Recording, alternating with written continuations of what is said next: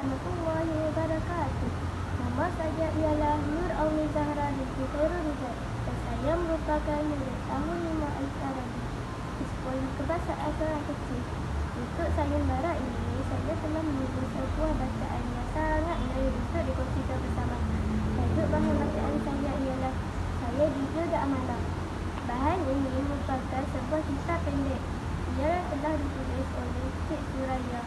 Penerbit buku ini ialah Semangat Integrasi Interpretasi. Watak utama dalam bahan ini ialah hati dan jiwa. Kisah ini mengisahkan tentang hati terjumpa sebutir telur. Lalu ia memanggil Kila. Kila pergi mendekatinya. Wah, telur besar. Apabila telur ini menetas, kita boleh menjual anak kita. Teriak Kila sambil gemilang. Hati tidak membenarkannya untuk menjual telur ini. Kita perlu memulangkan kepada ibunya.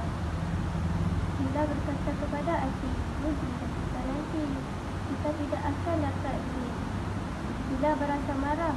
Hati memikirkan cara untuk memulangkan telur ini kepada ibunya.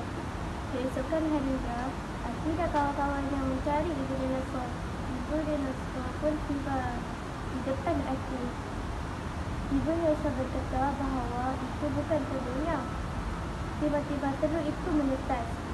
Telur itu menetas keluar seekor ayam yang sangat comel. Hidungnya kuning dan matanya bersinar. Tiba pun ibu ayam berkata bahawa itu telurnya yang hilang kemarin. Ibu ayam berkata, wah, telurku sudah menetas. Ibu ayam mengucapkan terima kasih atas telurnya yang hilang itu kepada Hati. Hati pun gembira dan ceria.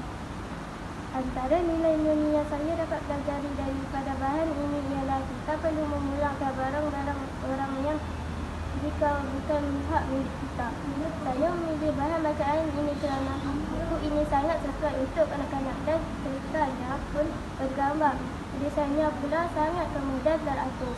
Secara keseluruhan bahan ini memberi pengajaran yang penting kepada saya, iaitu kita tidak boleh mencuri barang orang kerana sifatnya itu jahat. Jika kita mencuri barang orang, kita akan mendapat balasan yang sama. Saya suka membaca kerana buku ini sangat membuatkan saya gembira dan saya tidak mahu lagi mencuri. Disediakan oleh Nur Auni Zahra. Sekian, terima kasih.